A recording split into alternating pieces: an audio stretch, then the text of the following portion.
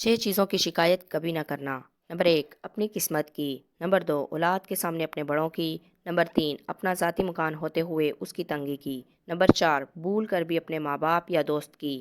Number 5، غیر کے سامنے اپنے دوست کی۔ نمبر 6، رخصت کرنے کے بعد مہمان کی۔ خدا کے نزدیک کسی انسان کی عزت جتنی زیادہ ہوتی جاتی ہے، اس کا امتحان بھی اس قدر سخت ہوتا جاتا ہے۔ رشتوں کی خوبصورتی ایک دوسرے کی بات کو برداشت کرنے میں ہے۔ بے عیب انسان تلاش کرو گے تو اکیلے رہ جاؤ گے۔ خدا سے جب بھی دعا مانگو تو مقدر مانگو، عقل نہیں، کیونکہ میں نے بہت سے عقل والوں کو مقدر والوں کے در پر دیکھا ہے۔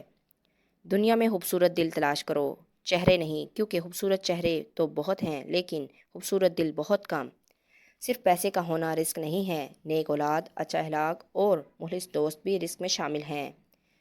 اقتدار، طاقت اور دولت ملنے پر لوگ بدلتے نہیں بلکہ بے نقاب ہوتے ہیں۔ ایک یہودی نے حضرت علی سے کہا کہ تمہارا اللہ نظر کیوں نہیں آتا؟ حضرت علی نے کہا کہ تم سورج کو غور سے دیکھو۔ اس نے کہا کہ میں اس کو نہیں دیکھ سکتا۔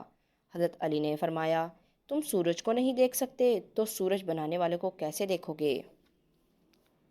وقت اور دولت دو ایسی چیزیں ہیں جو انسان کے اختیار میں نہیں۔ وقت انسان کو مجبور اور دولت مغرور بنا دیتی ہے۔ کسی خاموشی کو اس کا تکبر مت سمجھو، کیا پتہ وہ خود اپنی ہی ذات سے جنگ کر رہا ہو۔ جاہل کی بات کو برداشت کرنا عقل کا صدقہ ہے۔ جس زبان سے جھوٹ نکلنا بند ہو جائے اس زبان سے نکلی ہوئی ہر دعا قبول ہوتی ہے۔ مصیبت کے وقت گھبرا جانا مصیبت سے بڑی مصیبت ہے۔ تم جنت نہ مانگو بلکہ دنیا میں ایسے کام کرو کہ جنت تم کو مانگے۔